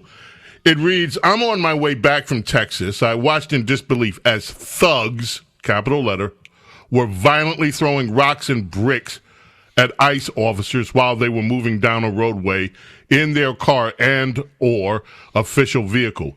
Tremendous damage was done to these brand new vehicles. I know for a fact that these officers are having a hard time with allowing this to happen, in that it shows such total disrespect for law and order. Therefore, I'm directing Secretary of Homeland Security Kristi Noem and Border Czar Tom Homan to instruct all ICE, Homeland Security, and any other law enforcement officer who is on the receiving end of thrown rocks, bricks, or any other form of assault to stop their car and arrest these slime balls, using whatever means is necessary to do so. I'm giving total authorization for ICE to protect itself, just like they protect the public. I never want to see a car carrying a law enforcement officer attacked again. Authorization immediately granted for arrest and incarceration. Thank you for your attention to this matter. That was Donald Trump in response to these increasingly violent episodes that are being fueled. How are they being fueled? Well, we don't have time for the full thing, but we'll get 28. Eric Swalwell, for instance, on PMS NBC earlier this week. This is Swalwell. So, look, you know what the Trump administration has said all along, that their actions on immigration are to make America safer. So as a member of the Homeland Committee, Homeland Security Committee, what you see in those pictures, is it making America safer? No, it's terrorizing Americans, our friends and neighbors, otherwise known as immigrants, many of them. But these are folks who, they go to our churches, they work at our grocery stores, they work on construction sites, they work in childcare, they work in many jobs that would not be filled had they not done it. And I also just sit back and ask, who asked for this? Americans were told that the most violent individuals would be deported, and we're now seeing in the numbers that that is a very small percentage of who is being targeted. But Chris, we're not helpless. Democratic attorneys general in these states have their own law enforcement abilities. And I would recommend, and I have recommended to them, use those capabilities. Give us an example of how. Well, if these agents are committing assault or battery, you can charge them with assault and battery. So we're not helpless. You should meet their chaos with chaos. And by the way, I think you're standing on better laws than they're standing on. And they're also arresting non-immigrants. They're arresting mistakenly American citizens. They arrested a couple weeks ago a U.S. Marshal by mistake. They have deported a 4-year-old U.S. citizen boy battling cancer. So we're not helpless. The only language... Okay, now, that whole story, they deported the mom. What is she supposed to do, leave her kids here? And, by the way, he's calling on local law enforcement to arrest federal law enforcement. This is dangerous stuff, folks. The James Golden Show on the Red Apple Podcast Network. The James Golden Show, entertaining and informative on the Red Apple Podcast Network. Birthdays. Haha. Christy McVie, keyboards and vocalist with Fleetwood Mac. Passed away in 2022. But of course, Christy McVie, one of the writers on this one, 8 of her songs actually appeared on Fleetwood Mac's 1988 Greatest Hits album, including this one. Heavenly birthday today. Happy birthday, Heavenly, for Christine McVie, Fleetwood Mac. Of course, the beautiful Stevie Nicks on lead vocals. Man, I love her. You know what? I love her too. The duet that she did with Kenny Loggins, Whenever I Call You Friend. Oh, classic. James Golden, Snerdley with you here. Let us head to the telephones, actually, and let's check in with Dino in Queens, New York. Dino, how are you? Good morning, Bo. I just want to get right to the point about the law officers, the ones that are getting hit with rocks. Bo, it's really this is ridiculous what's going on. When they do that, if they break a passenger window, and a passenger window breaks easy compared to a windshield, and then it hits the officer in the face or cracks his eye socket, then what are you going to say? What is people going to say? Oh, no, you get out and you shoot the son of a gun. You shoot him, and guess what? They won't do that no more. You know, I understand the sentiment, but what President Trump said I think is the right approach. You arrest them. We should try to avoid the escalation of this when I say we, man, these brave people that work for ICE and the government that have to put up with this nonsense. But if at all possible, lethal force should be entirely the last option.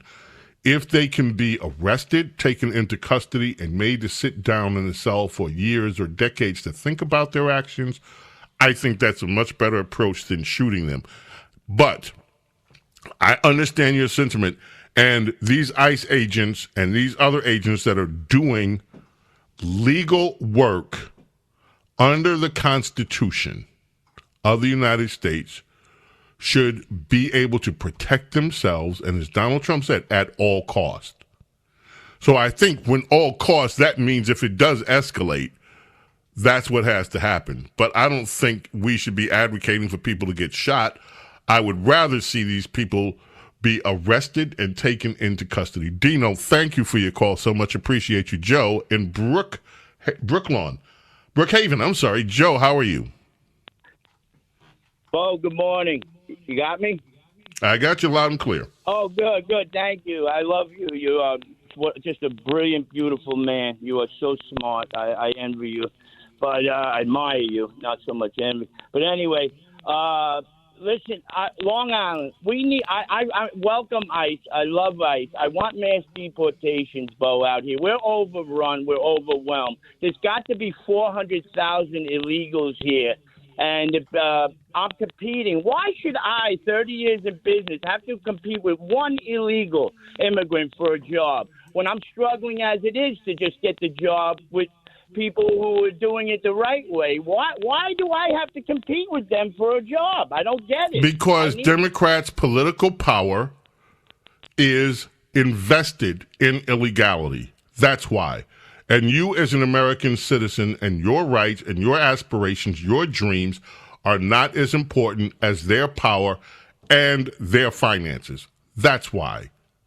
But that is why right now this is an imperative issue in America. I mentioned before, after the Ronald Reagan amnesty program, we already had millions of illegal immigrants who got a pass.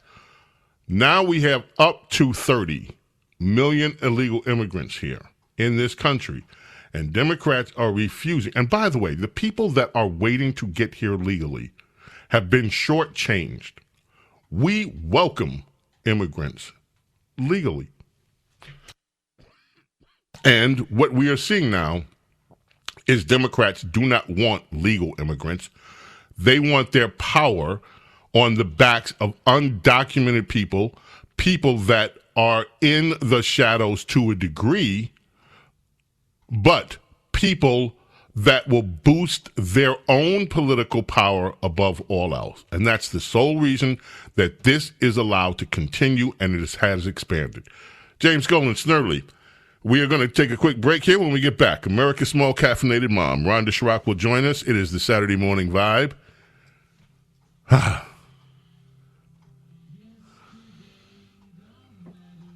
Ah, yes. Elias, you picked this one. Yes, I did. So it looks like Ronnie Wood left his wife of 23 years and moved in with an 18-year-old Russian cocktail waitress on this day. If you could believe it. Dude. Yeah, I believe it. James Golden, Snerdley. Keep it right here on the Saturday Morning Vibe. The James Golden Show on the Red Apple Podcast Network. The James Golden Show. Entertaining and informative on the Red Apple Podcast Network. Got some Queen here for you. 1985, tomorrow's the anniversary. The biggest broadcast at the time in the world, live broadcast, took place. It was Live Aid. Wembley Stadium in London. I've been there twice. And the JFK Stadium in Philadelphia, which is probably now under garbage, as Philadelphia has had this never-ending garbage strike, garbage piled everywhere. Fitting anyway, not to get on the tangent. Some of the biggest rock stars at the time appeared on Live Aid. Paul McCartney, Phil Collins, The Who, U2, David Bowie, Mick Jagger, Tina Turner, The Cars, Neil Young, Tom Petty, Bob Dylan, Bryan Adams, Hall & Oates, Lionel Richie, Led Zeppelin, and, of course, Queen. Status Quo also started the event. 1985. James Golden, Snerdley with you here. Time for America's Small Caffeinated Mom, Rhonda Schrock, who's in the house. Good morning, Rhonda. Good morning, James. You're playing my song. I love that song. I love that group. 1985, I was a senior in high school, and to this day, I love Freddie Mercury. Love it. Yes. So, Rhonda, what is on your mind this morning, darling? Well, here's no surprise. I found myself at the coffee shop again this week. A friend of mine, my second home, my natural habitat, a writer friend of mine said to me one time, for you, the circle of life seems to begin and end at the coffee shop. And she wasn't wrong. So there I was in line waiting for my brevet. And behind me, I noticed a young mother with two little boys. The older of the little boys was wearing a baseball cap just his size, and the little one had a teeny tiny little backpack also just his size. They were in their little summer shorts, and in a flash, I was transported to 1,000 summer days where I had a little entourage of little boys in summer clothes and ball caps. It just took me right back. And I thought about her, and I thought about those little boys all week long, and I thought, what would I tell that young mother on the beginning end of her journey of raising boys if I could have just a few minutes over coffee at the coffee shop? So I sat down and made a list of the things that I have learned in 35 years of parenting that I wish someone had sat down and told to me. The first thing I would tell that sweet young mother is right now at the beginning end of this adventure, really think about what kind of men you're wanting to raise. Start parenting with that in mind. For instance, do you want them to be independent, confident, productive men? Or do you want them to be tethered to you and dependent on you way into adulthood? What do you want? Are you raising children or adults? To put it very bluntly, do you want grown-up toddlers? Or do you want real adults?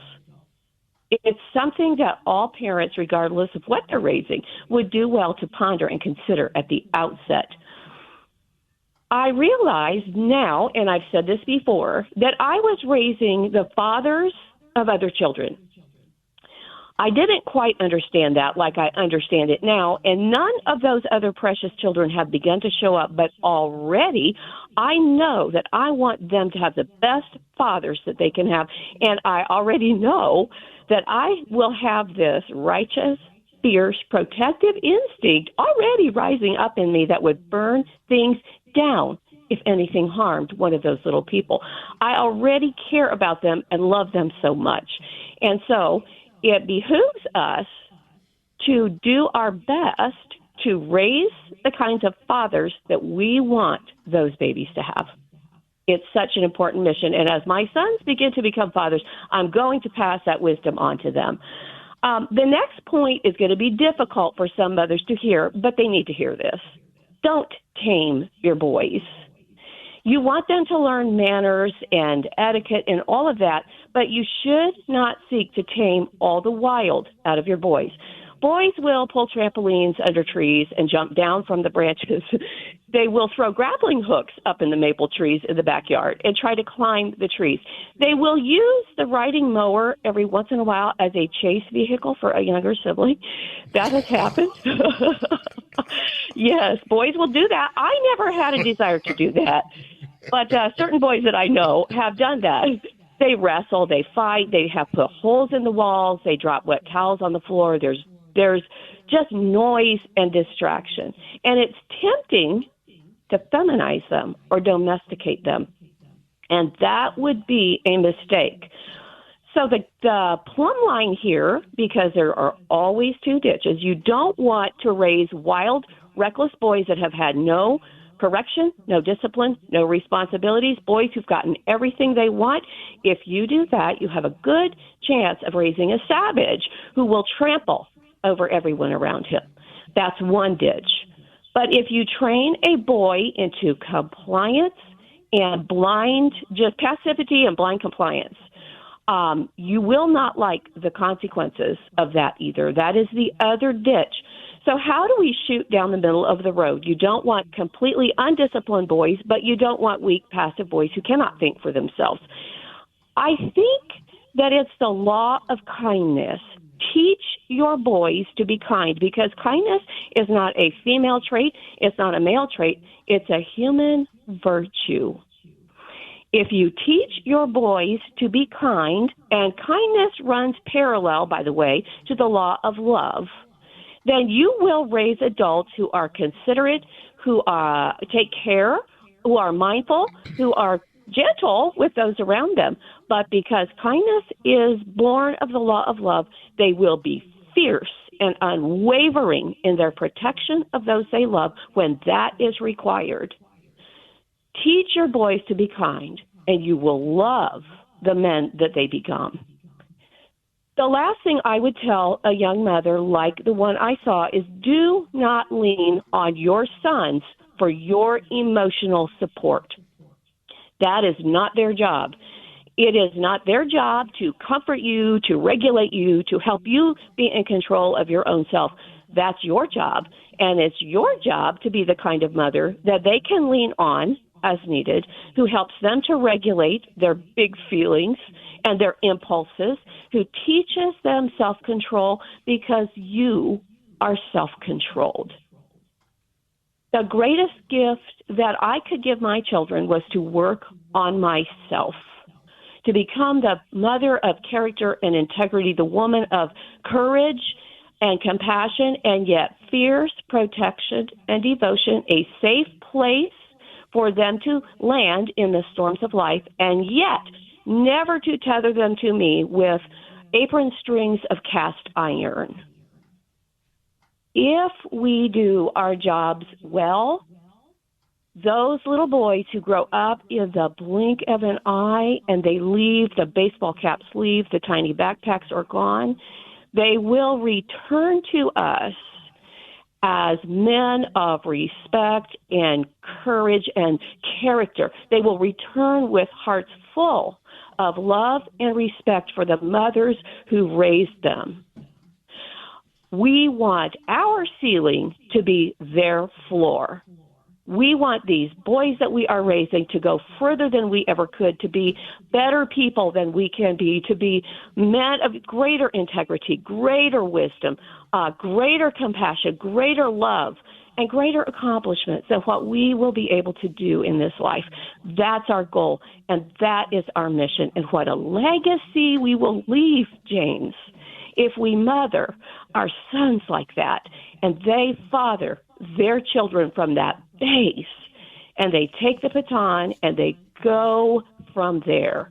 That's what I want, and that's what I would love to tell that beautiful young mother in the coffee shop with those little boys all around her legs. Wow. Very beautiful, Rhonda. Rhonda, let me just ask you this.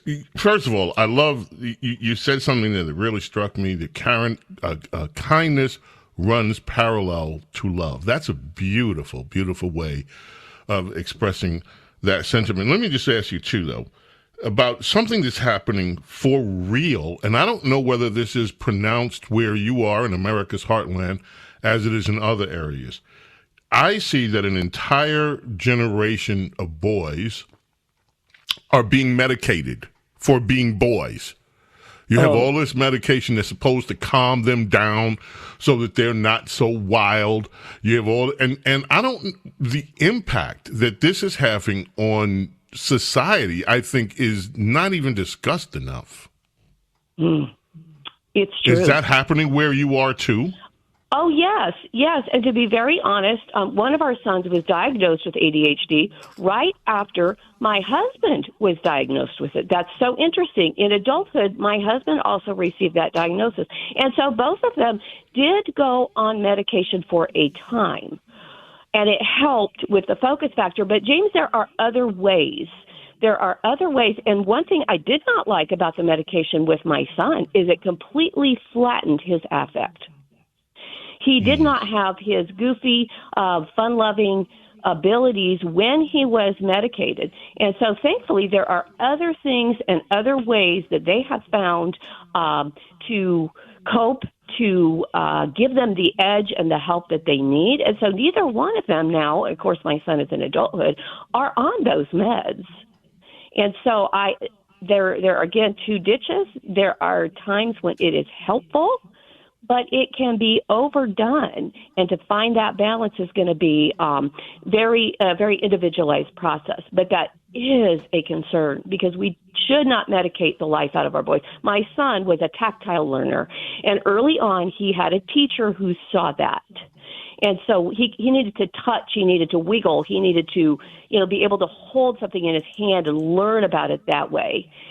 And so we had a great team through his school career, that worked with him with an individualized education plan, really worked with him and his unique needs.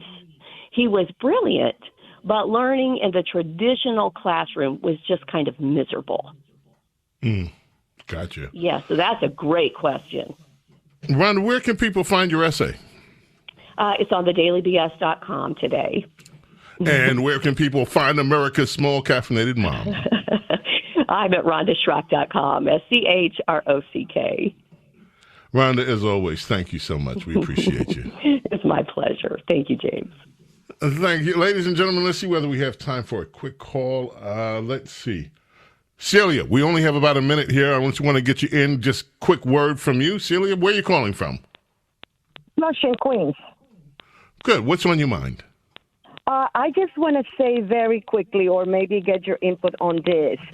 What about if every single Democrat that is registered and that is so pro this immigration, why don't they take a family or two or a few immigrants, even if they don't have the space?